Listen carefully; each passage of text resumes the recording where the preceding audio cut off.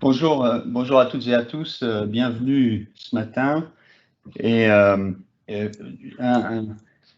bienvenue encore plus chaleureuse aux nouveaux venus et nouvelles venues ce matin. Vous savez qu'Univers Sciences Partenaires et on est tous quelque part des activistes de la science pour promouvoir la science, la culture scientifique et technologique. Et dans ce cadre-là, et on le fait évidemment avec et pour développer la pertinence et aider les grands musées scientifiques et surtout Univers Sciences qui regroupe le Palais des Découvertes, comme vous le savez, et la Cité des Sciences et de l'Industrie.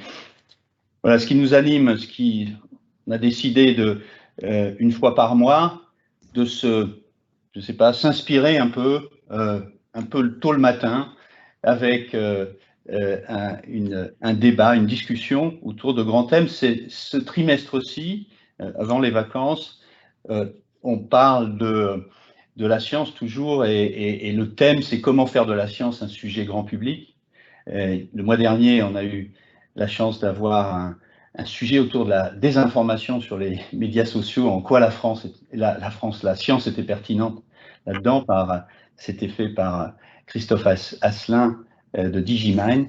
Et on a la très grande chance aujourd'hui d'accueillir Elisa Simon-Pietri, qui est la Global Head of Science Programs de la Fondation L'Oréal, et aussi évidemment la secrétaire Executive Secretary de L'Oréal UNESCO pour Women in Science Award. Voilà, et elle va nous parler de femmes et sciences, enjeux et opportunités, et on attend sa présentation avec grand intérêt. Juste pour un petit rappel, mois prochain, Fondation 3M, et ça sera plus un aspect des résultats d'une étude justement sur la perception de la science dans le grand public. Je vous y invite toutes et tous, ça sera aussi tout à fait intéressant. Voilà, sans plus attendre, merci encore d'être là, et Elisa, c'est à toi.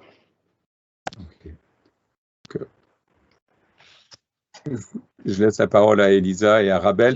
J'interviens tout de suite. Oui. Non, je vais prendre juste la parole. Donc, Arabelle Laurence, je vais modérer ce webinaire. Je voulais juste rappeler à tout le monde que ce webinaire va être enregistré et vous pourrez accéder par un lien en replay à la suite de ce webinaire. On va d'abord effectivement laisser la parole à Elisa et on aura un vrai temps d'échange avec elle à la fin de sa présentation d'ici une demi-heure. Mais d'ici là, si vous avez des questions, plutôt que de les perdre, n'hésitez pas à les poser dans le fil de la conversation. Je serai très heureuse de les relayer auprès d'elle le moment venu. Voilà. Donc, Elisa Simon-Pietri, vous êtes directrice des programmes scientifiques à la Fondation L'Oréal. Vous êtes aussi une femme de science. Vous allez nous interpeller sur la place des femmes dans la science. Et peut-être, avant toute chose, ça serait intéressant d'avoir une petite idée de votre parcours et puis de ce que vous en représentiez, ce que fait la Fondation L'Oréal, qui est très engagée sur de nombreux sujets. Oui, merci beaucoup. Je suis vraiment ravie de partager ce webinaire avec vous et de pouvoir échanger sur le sujet femmes et sciences, qui est un sujet extrêmement important. Donc moi, en termes de parcours, donc je suis scientifique de formation, donc je suis pharmacienne plus exactement, et ça fait à peu près un peu plus de 15 ans que je travaille dans le groupe L'Oréal. Et ça fait 2 ans et demi seulement que j'ai rejoint la Fondation pour prendre effectivement en charge l'ensemble des programmes scientifiques autour du sujet de la sous-représentation des filles et des femmes en sciences. Donc précédemment, j'occupais plutôt des rôles de direction scientifique au sein des marques du groupe L'Oréal. Donc, je vais partager avec vous ma présentation. Je vais juste recommencer, si ça ne vous dérange pas, le partage pour être sûr de bien vous voir. Voilà. Vous me dites si vous voyez bien ma présentation. Parfait. Oui? Oui. Parfait. Oui. Parfait. Parfait. Donc, Donc, en guise d'introduction, je voulais vous parler des différents pôles de la Fondation L'Oréal. Donc, je m'occupe du pôle science, qui est le pôle historique, puisque le sujet For Women in Science, en partenariat avec l'UNESCO, a été créé en 1998. Mais ensuite, au sein de la Fondation, nous avons ajouté différents sujets. Donc, le pôle science, comme je vais vous l'expliquer, a pour vocation vraiment d'encourager, de valoriser, d'accompagner les jeunes chercheuses, mais également de mettre en avant des femmes scientifiques d'exception et de générer des vocations chez les jeunes filles pour un objectif, bien sûr, d'une science plus inclusive et bénéfique pour tous. Nous avons également des actions autour de la beauté, qui est aussi au sein de notre ADN, bien sûr, chez L'Oréal, pour permettre aux femmes les plus vulnérables de reprendre confiance en elles grâce à la fois à des formations au métier de la beauté, mais également à des soins de bien-être pour se sentir mieux, pour réapprivoiser son corps et pouvoir se remettre dans un avenir meilleur et se projeter positivement. Et enfin, un nouvel axe qui est tout nouveau et dont je ne pourrais pas parler plus aujourd'hui puisque nous allons le lancer très prochainement, autour de femmes et climat, où là, nous allons soutenir donc des femmes qui sont vraiment des actrices de la transition écologique et climatique. Et donc, nous allons les soutenir dans la conduite de leurs projets. Donc, ce matin, je vais partager avec vous un petit état des lieux, mais également, bien sûr, les obstacles rencontrés à chaque étape de la vie, aussi bien des jeunes filles que des femmes dans le monde scientifique. Les conséquences très importantes à mettre en avant et de plus en plus méconnues aujourd'hui du grand public et donc très importantes de valoriser pour faire comprendre les enjeux. Mais également les opportunités qu'offre bien sûr la science aux femmes et à l'ensemble de la société. Enfin, je finirai bien sûr par quelques partages de nos actions pour pouvoir également débattre avec vous sur peut-être vos actions de votre côté. Donc, avant de commencer, je voulais partager avec vous le film de la Fondation qui va présenter un petit peu le projet.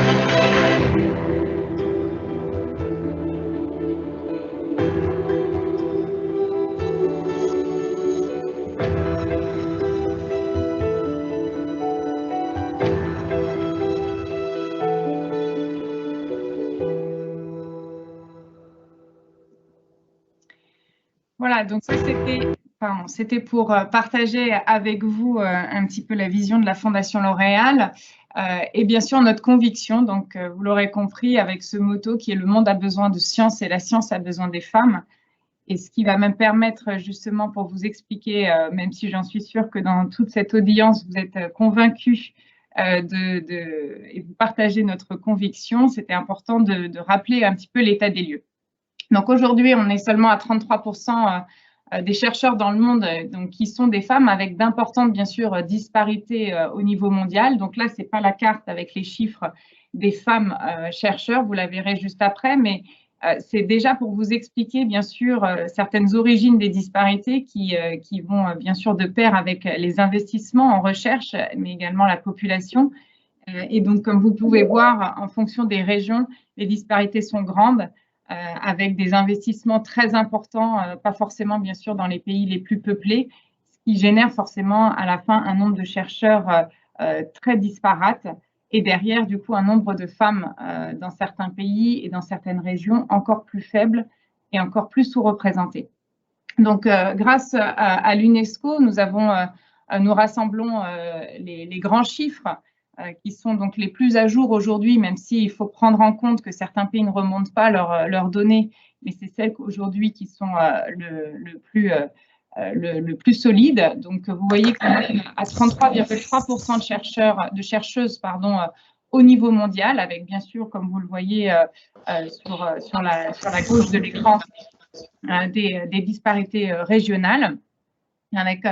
On a l'impression quand même qu'il y a beaucoup de régions qui sont au-dessus de la moyenne mondiale, mais bien sûr, c'est à prendre avec des pincettes en fonction des régions, en fonction des pays, en fonction des contextes. Mais voilà, globalement, on est à 33,3%. Et si on fait un petit focus sur l'Europe, qui est légèrement au-dessus donc, de la moyenne mondiale avec 33,8%, malheureusement, la France est plutôt un des pays en retard avec 28% donc, de chercheuses, donc bien en dessous de la moyenne mondiale.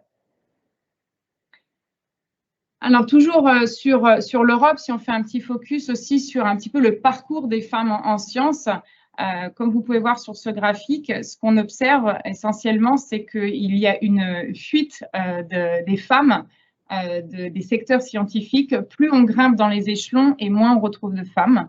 Donc ça, c'est malheureusement une réalité sur laquelle nous, on combat beaucoup sur cette notion de plafond de verre, puisqu'elles peuvent être aussi nombreuses, voire plus nombreuses à la sortie du bac scientifique, également plus diplômées dans certains secteurs scientifiques. À la fin, on en a quand même beaucoup moins. Donc, vous voyez, on arrive à peine 15% dans les postes à haute responsabilité. D'autres sujets que je voulais partager avec vous, comme les brevets ou bien sûr les publications aussi, qui sont des mesures aujourd'hui de productivité dans certains domaines. Vous voyez que les brevets, typiquement, restent un domaine extrêmement masculin, aussi bien en Europe qu'en France, avec juste 3,5% des femmes vraiment qui ont breveté, et donc qui ont breveté au niveau scientifique. Au niveau mondial, pour vous donner une idée, on a 19% de femmes inventrices.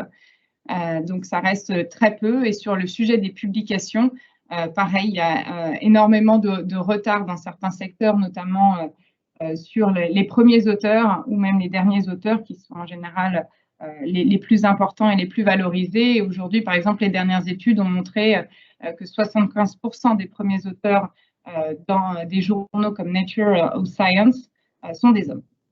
Et comme vous le savez, dans le secteur scientifique, c'est un sujet très important aussi d'évolution, de promotion. Vous connaissez peut-être la maxime « publish or perish », donc publier ou mourir. Donc c'est vrai que c'est des sujets aussi sur lesquels nous on travaille avec les institutions, sur tout ce qui est un petit peu droit d'auteur, droit de publication et boosté dans ce secteur.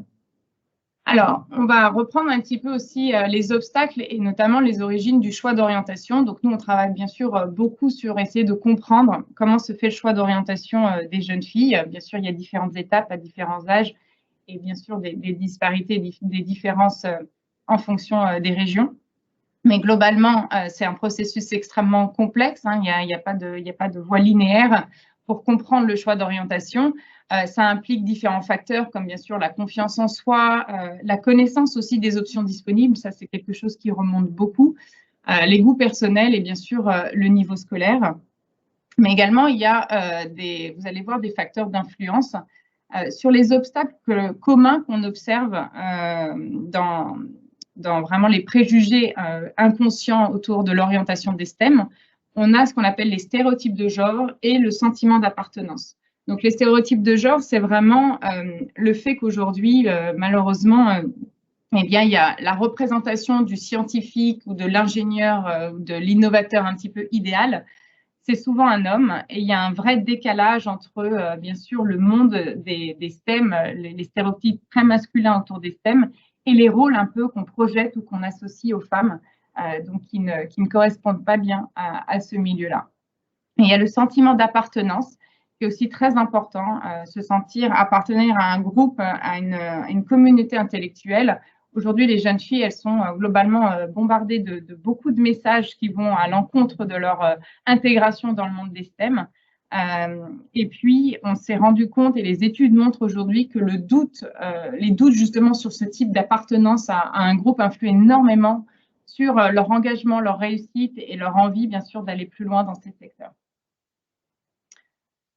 Après, bien sûr, en fonction des étapes de la vie, on va rencontrer des facteurs d'influence particuliers que vous imaginez bien tous, bien sûr, au niveau de l'enfance et de l'adolescence, avec une influence très importante des parents, des pairs, donc des élèves, des amis, bien sûr des professeurs et le côté un petit peu plus abstrait de l'enseignement des STEM, où on se rend compte aujourd'hui qu'il y a une vraie nécessité d'aborder certaines disciplines vraiment différemment pour montrer à quel point elles sont dans le quotidien des jeunes et elles participent vraiment aux enjeux de demain et à résoudre des problématiques de société.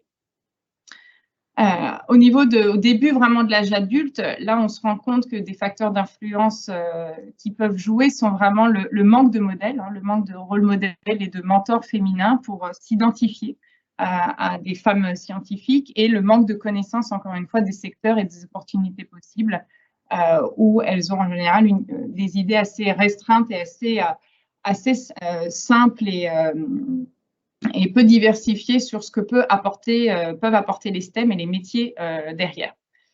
Au niveau de la vie professionnelle, eh bien sûr, les facteurs d'influence vont être le niveau d'embauche, de promotion, les difficultés potentielles à concilier travail et les responsabilités familiales et les sujets de sexisme et de harcèlement.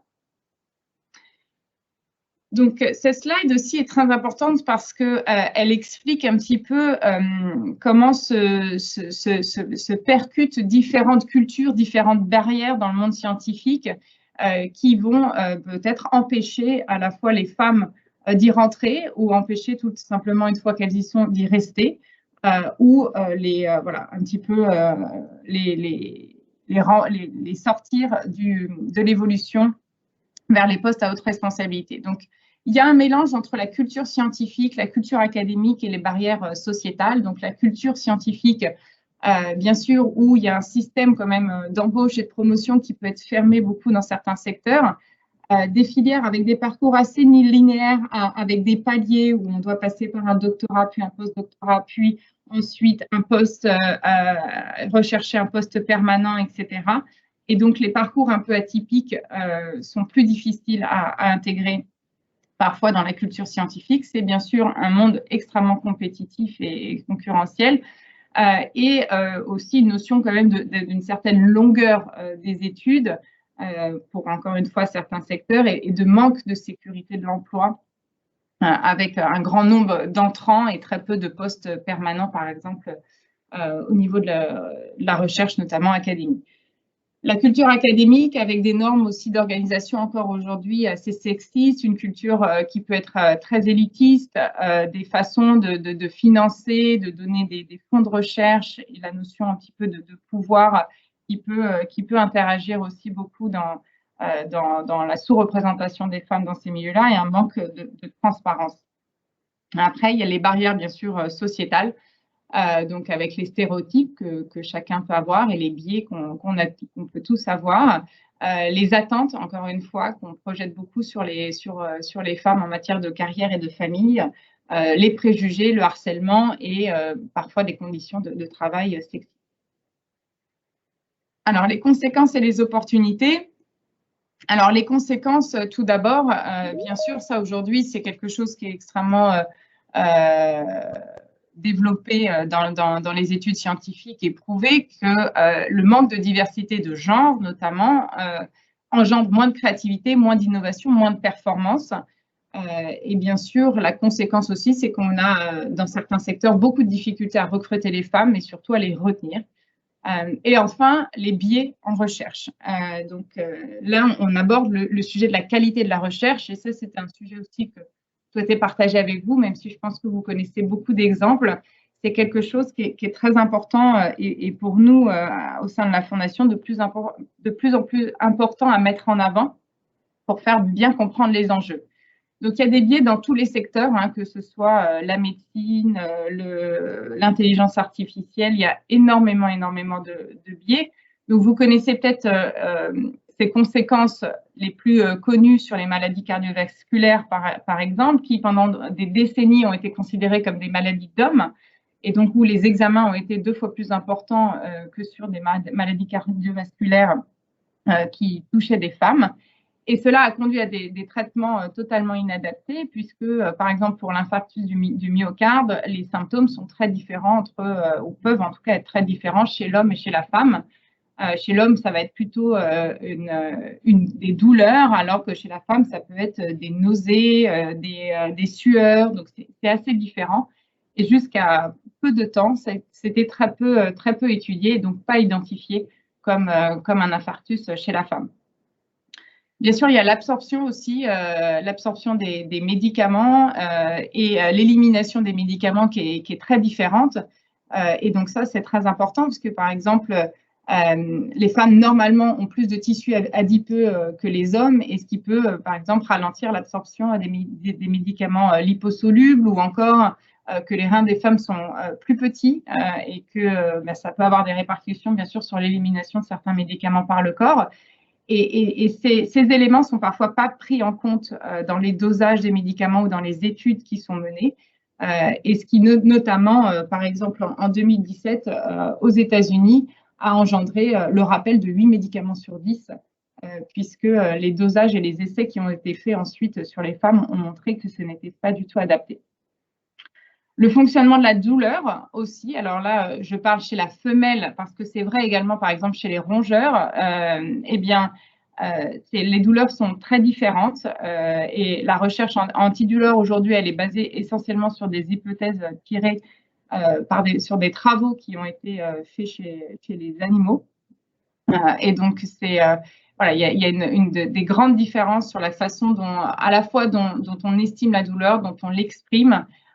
Et les femmes sont globalement plus enclins à subir des douleurs chroniques. Et ça, c'est aussi beaucoup négligé par beaucoup de scientifiques, hein, femmes ou hommes, dans les études.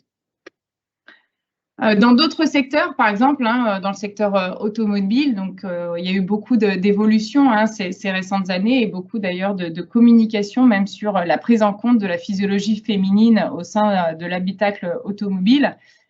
Mais il y a encore voilà, beaucoup de retard sur ces sujets, sur cette prise en compte dans la conception et notamment aussi dans les processus de crash test. Et des récentes études ont montré d'ailleurs que la femme enceinte, par exemple, n'est pas du tout identifiée comme un élément en tout cas d'études dans les crash tests, alors que, par exemple, aux États-Unis, malheureusement, 82% des décès fétaux sont liés au crash automobile.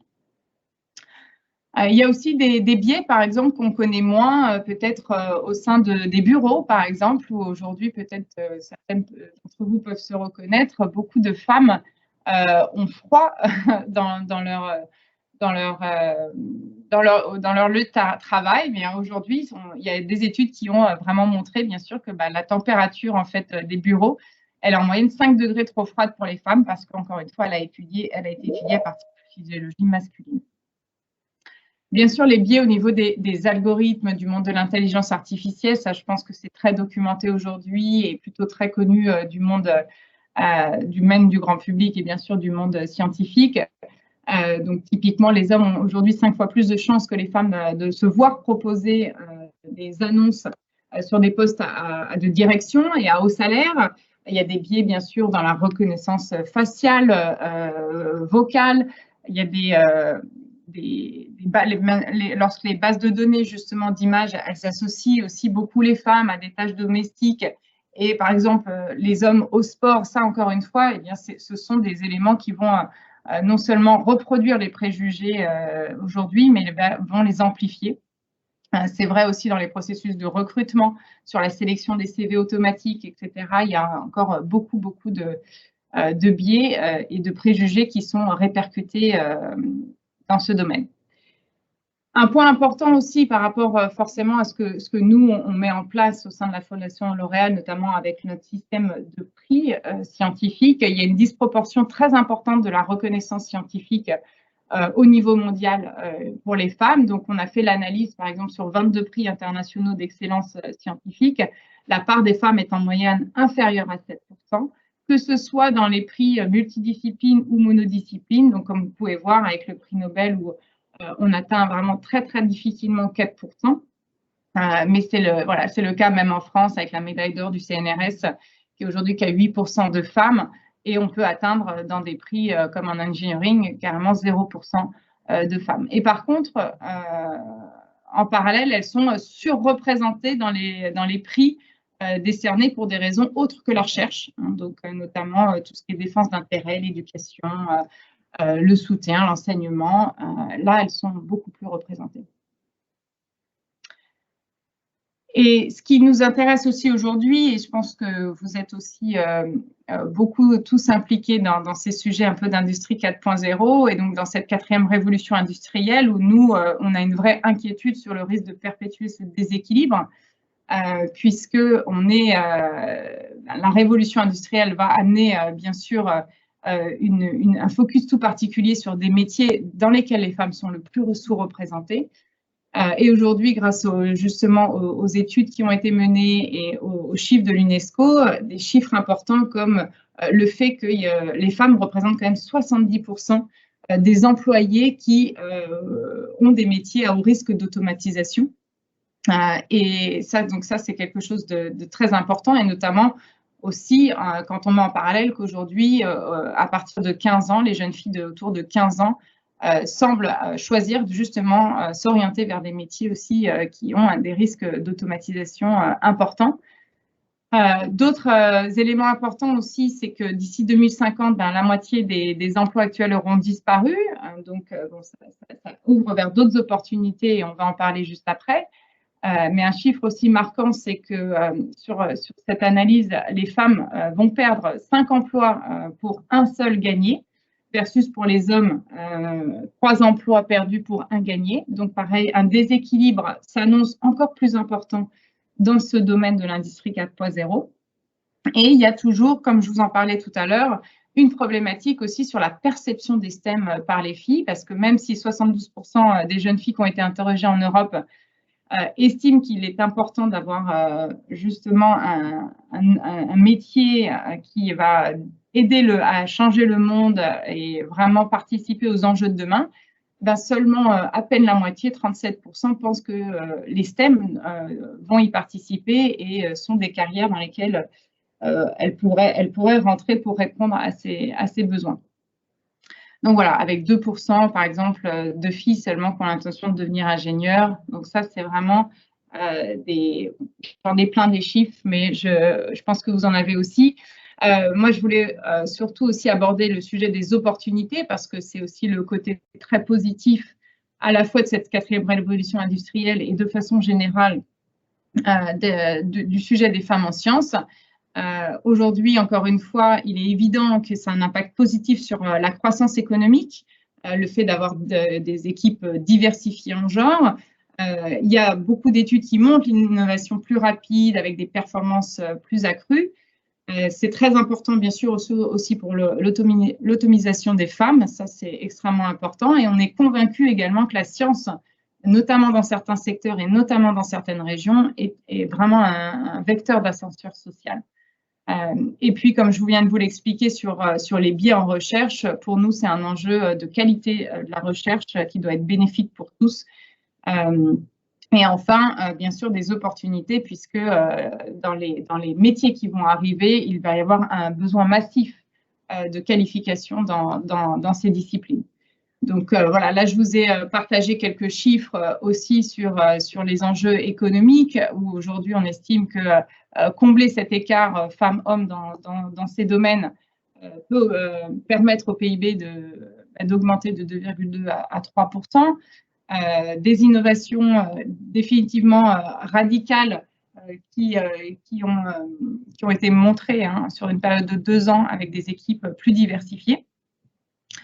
Donc ça, c'est vraiment très important. Et aussi, pour tout ce qui est plutôt entrepreneurial, c'est également aujourd'hui documenté que les entreprises dirigées par des femmes ont historiquement obtenu de meilleurs résultats. Et donc, c'est également vrai dans le secteur des startups. Autre point extrêmement intéressant sur les opportunités, c'est de pouvoir se dire qu'aujourd'hui, 65% des enfants qui rentrent en école primaire, peut-être vos enfants aujourd'hui, auront des métiers qui n'existent pas encore. Donc ça, c'est aussi, il y a tout un champ des possibles et des opportunités très fortes, et que parmi tous les nouveaux emplois qui vont émerger, 75% d'entre eux nécessiteront des compétences dans ces matières-là. Et bien sûr, dans des secteurs comme l'intelligence artificielle, qui est en pleine expansion, et ça, c'est des chiffres, il y a déjà quelques années, je pense que c'est encore plus important aujourd'hui. Le nombre de travailleurs attendus et actuels augmente vraiment massivement. Donc, par rapport à tout ça, moi, je voulais partager avec vous les 5 enjeux que nous, on a identifiés pour le monde scientifique, et en tout cas pour la Fondation L'Oréal, qui vont correspondre, vous allez le voir, aux 5 piliers d'action qu'on met en place. Le premier est donc d'identifier des rôles modèles scientifiques, donc de mettre en valeur aujourd'hui les femmes qui sont dans ces secteurs, valoriser leur parcours, valoriser leur profil en tant que femme, et valoriser bien sûr leur recherche. Donc ça, c'est le système des prix dont je parlerai juste après. Documenter et créer l'urgence, ça c'est un point clé également, parce qu'on se rend compte qu'il y a quand même aussi une méconnaissance des conséquences, des enjeux, mais également des opportunités sur ce sujet-là. Donc pour nous, c'est aussi une façon d'améliorer et de mettre en avant les données. Donc on travaille beaucoup avec nos partenaires, notamment avec l'UNESCO. On a monté également une chaire, dont je parlerai juste après. Renforcer le leadership et le réseau, ça c'est également un sujet clé pour faire grandir les femmes en sciences. Donc les femmes que nous on a identifiées, on va leur offrir un programme de formation au leadership, de mentorat, et également un sujet de réseau, parce qu'aujourd'hui on s'aperçoit que le réseau des femmes, et notamment des femmes scientifiques, est moins puissant et moins efficace que celui des hommes. Enfin, bien sûr, agir sur les barrières systémiques. Donc ça, c'est extrêmement important. Donc, c'est pas seulement une question de les faire rentrer dans ces secteurs, mais c'est de comment on les inclut. Et donc là, on travaille avec les institutions scientifiques pour essayer d'identifier à la fois des actions communes, des actions les plus pertinentes dans leur secteur, et travailler des recommandations avec ces personnes qui peuvent faire bouger les lignes au sein des institutions. Et enfin, le dernier, qui est vraiment créer des vocations, donc travailler à la source pour essayer de combattre l'autocensure et essayer de faire découvrir aux jeunes filles ces secteurs pour qu'elles y rentrent plus facilement. Donc, quand on reprend un peu le schéma un peu de carrière des femmes, du baccalauréat jusqu'au poste au plus grand, à plus haute responsabilité, nous, on travaille sur, donc comme vous pouvez le voir, à chaque étape, et notamment avec un focus au moment un peu charnière, qu'on appelle un peu le drop-out, où elles sortent vraiment du monde scientifique, où elles lâchent, ou alors où elles sont poussées dehors. C'est au moment du doctorat et du post-doctorat, ou même du master. C'est un moment qui est assez important, et donc où là, nous, on a tout un système d'accompagnement des jeunes chercheuses. Donc aujourd'hui, on a soutenu environ 3600 femmes, 117 donc lauréates internationales et 3500 jeunes talents. On a 52 programmes dans le monde qui couvrent environ 110 pays et qui impliquent évidemment un grand nombre de scientifiques et d'institutions.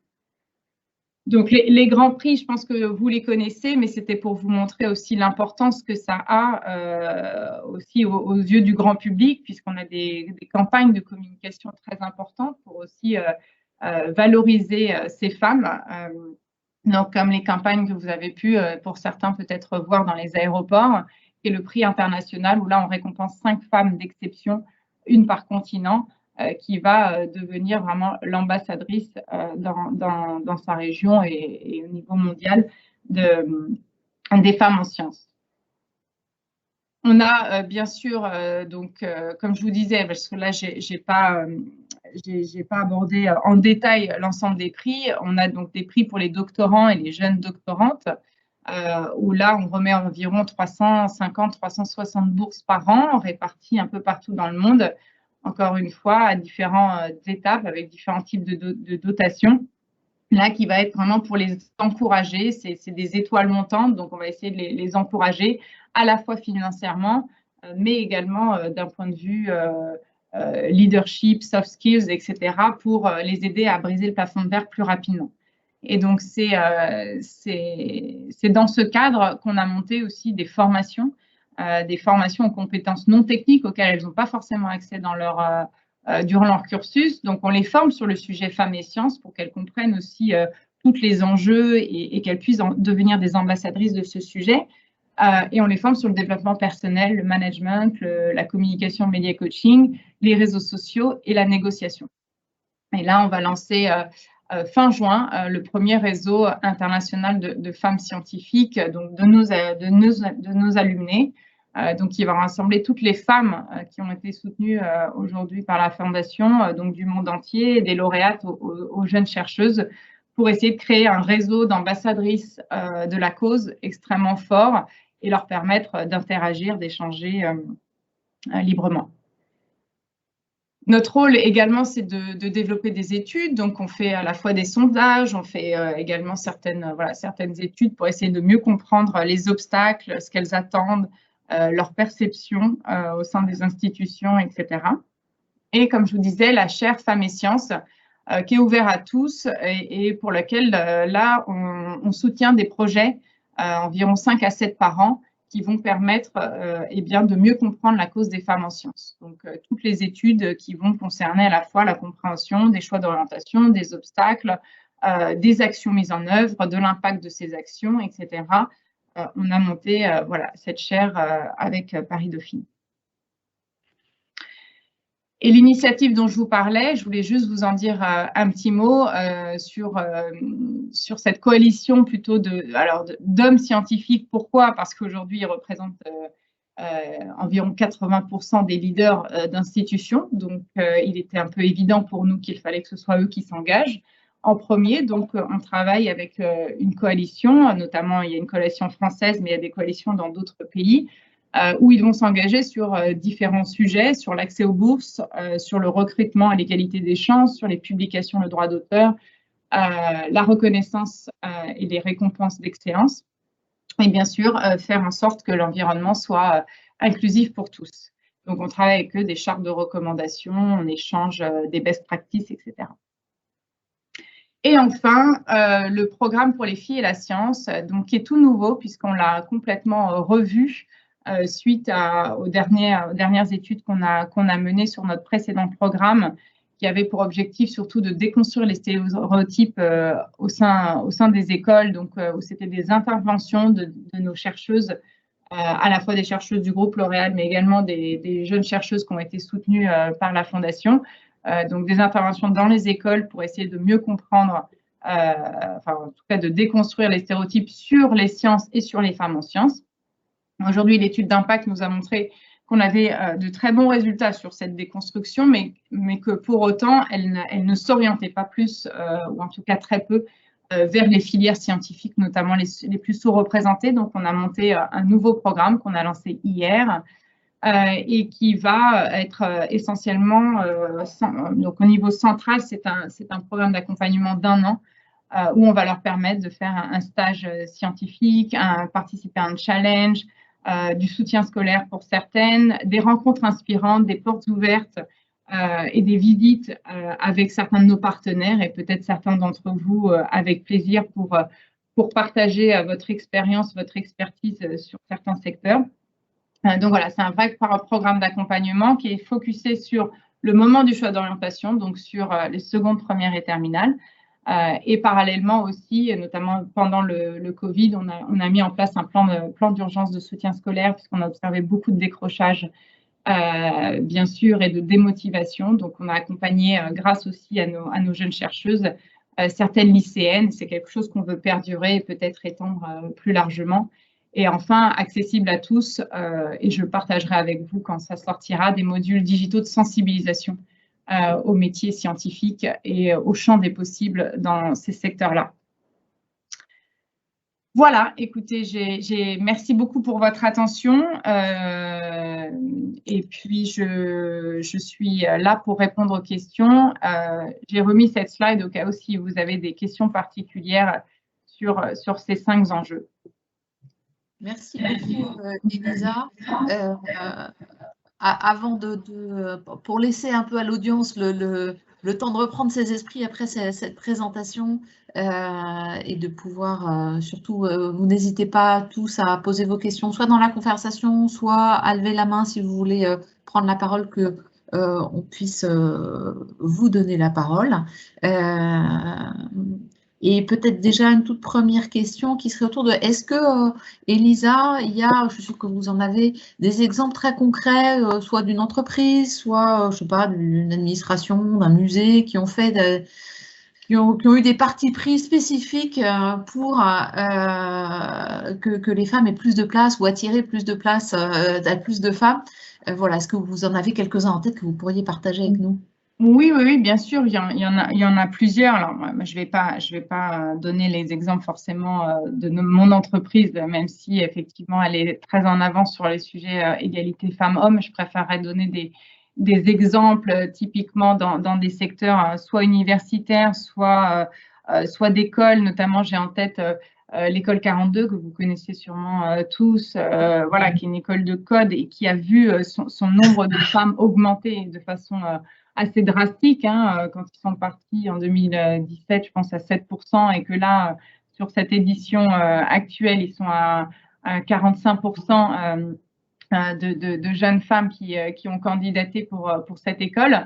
C'est très intéressant. Ils ont mis beaucoup de choses en place. Ils ont mis notamment une communication vraiment très différente, à la fois en interne, mais à la fois en externe, sur comment on aborde le secteur des STEM et notamment le secteur informatique, le secteur du code. Donc, c'est tout un changement aussi de wording, un changement de façon d'aborder les choses. Ils ont mis en place des groupes de travail, d'échange. Ils ont fait des vidéos pour présenter différemment et que les filles se sentent plus intéressées, plus impliquées dans ce type de secteur.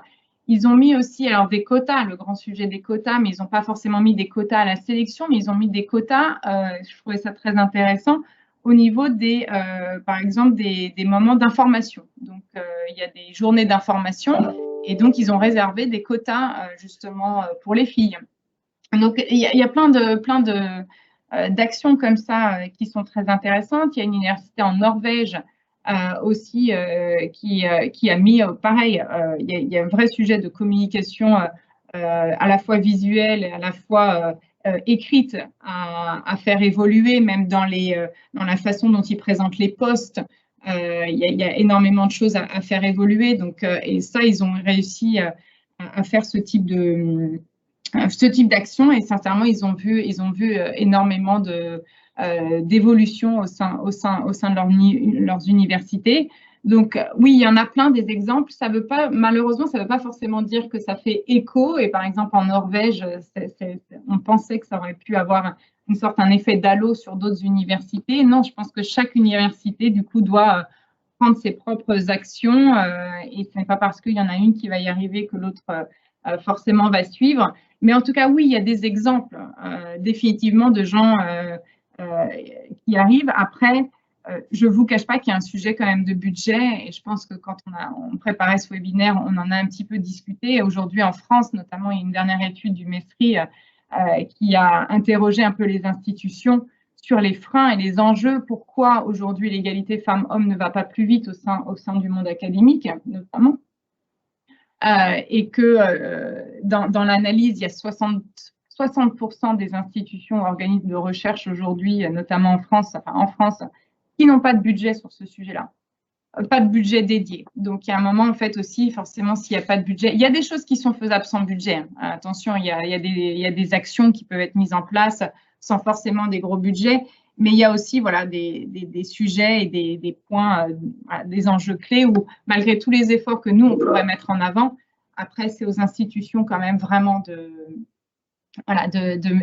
comprendre l'enjeu. Mais tant qu'ils n'ont pas compris forcément l'enjeu et le bénéfice qu'ils peuvent en retirer, eh bien, on reste sur des actions qui sont limitées et dont l'impact est quand même assez restreint. En tout cas, ne va pas aussi vite qu'on voudrait quand on voit que la France est quand même très en retard par rapport à d'autres. Voilà. Vous avez en partie répondu à une question qui a été posée, qui était effectivement, à votre avis, pourquoi la France compte moins de chercheuses que l'Europe, c'est-à-dire 28% contre 33%, on fait pas le figure déjà sur un score qui est déjà pas terrible. Oui, non, c'est vrai que la France, voilà, donc il y a pas une réponse, il n'y a pas un sujet qui explique. Il y a beaucoup de choses. Il y a dans certains pays, notamment en France, le poids de la tradition sur la femme, sur les rôles qu'on peut donner aux femmes, aux carrières, etc.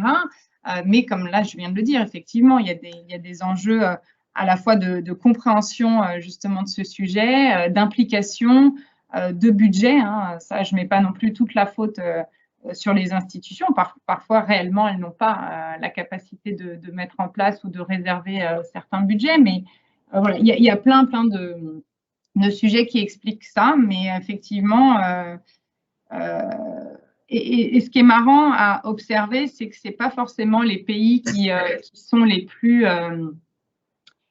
égalitaires, on va dire, où on trouve le plus de femmes en sciences. Et ça, c'est quelque chose aussi très intéressant et je partagerai peut-être avec vous une étude notamment qui a été menée par des psychologues qui montre que même c'est des pays les plus inégalitaires en termes femmes-hommes, dans lesquels on trouve le plus de femmes en sciences, tout simplement parce que, en tout cas, une des explications serait que eh bien, les femmes, les personnes, les pays les plus inégalitaires, dans les pays les plus inégalitaires, les femmes, elles cherchent surtout une sécurité financière et que la science et les métiers scientifiques peuvent leur apporter.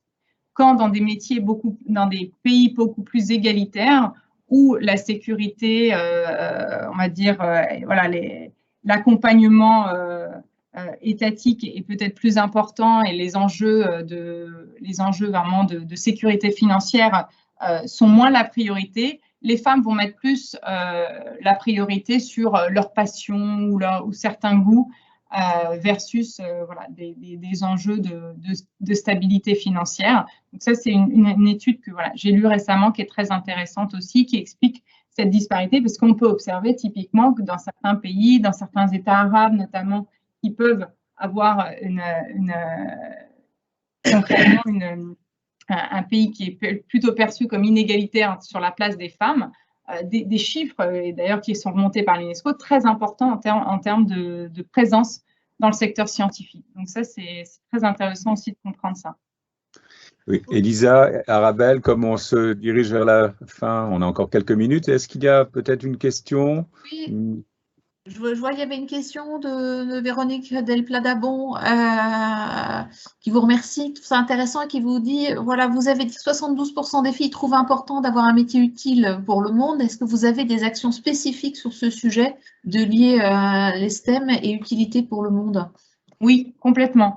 Oui, merci pour cette question. Dans le programme justement qu'on est en train de monter pour les filles et la science, c'est un des sujets les plus importants, c'est de réussir à montrer comment des secteurs comme les mathématiques, l'informatique, l'ingénierie ou la physique rentrent dans le quotidien des jeunes d'aujourd'hui et comment on va les aborder de façon ludique, de façon assez différente dans laquelle elles peuvent le voir ou le percevoir dans leur milieu scolaire.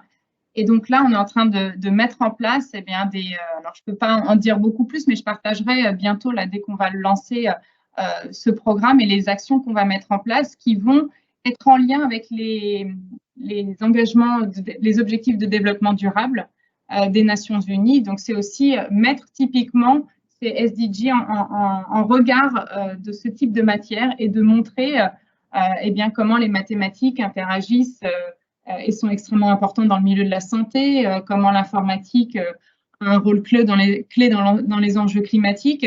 Donc voilà, on essaie de faire le parallèle ou même dans des sujets complètement divers, comment la chimie est clé dans la conception culinaire. Enfin, voilà, il y a plein de sujets où on peut lier ces métiers-là différemment et leur montrer que c'est autour d'elles au quotidien et qu'elles peuvent vraiment répondre à des enjeux majeurs, ou en tout cas dans des choses dans lesquelles elles se projettent grâce à ces disciplines-là. J'ai une dernière question. Je vois qu'Olivier Perret a levé la main de façon très disciplinée. Donc, je vais vous laisser poser votre question, Olivier. Ce n'est pas toujours le cas, mais en profiter. Merci beaucoup, Elisa. Oui, j'ai une question. Est-ce qu'on sait à quel moment de la vie des jeunes filles, ou des jeunes garçons d'ailleurs aussi, se forge un peu la vocation scientifique qui évidemment après, parce que quand on a beaucoup, chacun d'entre nous, nos entreprises ont beaucoup de choses en place déjà, mais je m'interroge si ce n'est pas déjà trop tard. Hein, quand on parle, même le collège, est-ce que le collège est pertinent ou est-ce que c'est déjà trop tard? Non, mais ça, c'est une très bonne question. C'est vrai que c'est un choix qu'il faut faire. Nous, pour l'instant, on s'est également orienté sur les lycéennes et j'expliquerai pourquoi.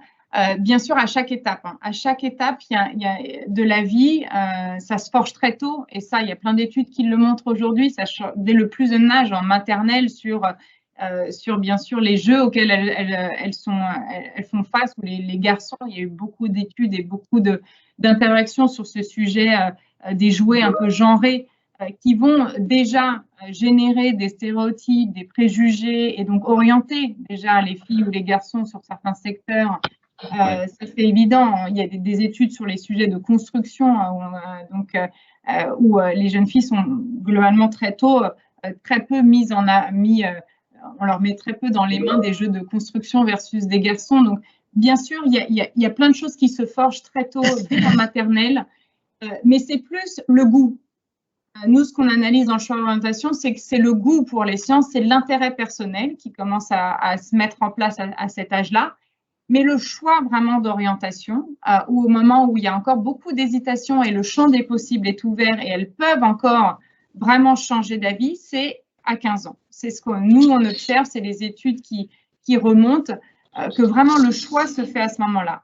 Donc, c'est pour certaines, il sera déjà peut-être défini, mais de façon globale, si je dois donner un peu une moyenne, c'est vraiment autour de 15 ans, donc vraiment même à partir de la 3e, où elles commencent vraiment à s'orienter et décider si oui ou non elles vont aller dans le monde scientifique. Donc, c'est pour ça que nous, comme notre objectif est d'avant tout générer plus de viviers en post-bac dans les matières les plus sous-représentées. On se concentre, nous, aujourd'hui, sur cette cible, mais beaucoup d'acteurs, beaucoup d'associations travaillent bien sûr sur le plus jeune âge, mais le choix ne se fera pas du tout avant. En général, c'est assez rare. C'est plutôt le goût qui va se forger. Et donc, il y a plein de choses à faire à chaque étape de la vie. Mais on reste, nous, sur le choix d'orientation. Vraiment, le moment de la décision se fait quand même à la préadolescence. Vous avez bien sûr une question, Elisa, sur les quotas. Qu'est-ce que vous en pensez du quota de chercheuses? Ce sera la dernière, après on conclut. Alors, c'est compliqué de donner une seule réponse sur les quotas parce que ça dépend bien sûr de comment ils sont placés, où, dans quel secteur, à quel moment, etc. Bien sûr, moi, je pense que je suis une convaincue aujourd'hui des quotas pour initier en tout cas le changement. Parce qu'aujourd'hui, il y a un vrai changement de culture qui est obligatoire et ce sera trop lent si vraiment il n'y a pas à un moment donné des décisions fortes comme les quotas qui sont mises en place. Je pense que peut-être, et j'espère qu'on n'aura plus besoin de quotas dans l'avenir, mais dans certains milieux, dans certains secteurs et de façon aussi assez intéressante dans certains organismes, ils ont trouvé une façon de mettre des quotas qui permettent de booster vraiment la place des femmes dans certains secteurs. Donc voilà, moi je suis convaincue que c'est aujourd'hui nécessaire pour vraiment faire bouger les lignes. Et ensuite, une fois que peut-être certains organismes, certains secteurs auront compris le bénéfice de la diversité de genre, eh bien, ce ne sera plus une question. Le quota ne sera plus une question. Mais aujourd'hui, comme il y a encore quand même des réfractaires, il y a encore des gens, des méconnaissances sur ces sujets-là, je pense que si on veut accélérer les choses, c'est important, mais il ne faut pas que ce soit vu comme effectivement, ce que je voyais, comme une punition, pas du tout, mais comme une incitation vraiment positive à rentrer et à se sentir impliqué dans certains secteurs, et notamment, je finirai là-dessus, l'Université de Norvège dont je vous parlais, typiquement, ce qu'ils ont fait, c'est qu'ils ont fait leur promotion classique, ils ont sélectionné leur promotion classique, et puis ils ont pris 30 filles de plus qui étaient sur la liste d'attente. Voilà, donc c'est une façon aussi de faire les quotas, c'est-à-dire qu'ils prennent leur promotion habituelle avec un quota que je ne connais pas, enfin pas de quota, mais du coup avec un équilibre homme-femme que je ne connais pas, mais ils ont dédié 30 places de plus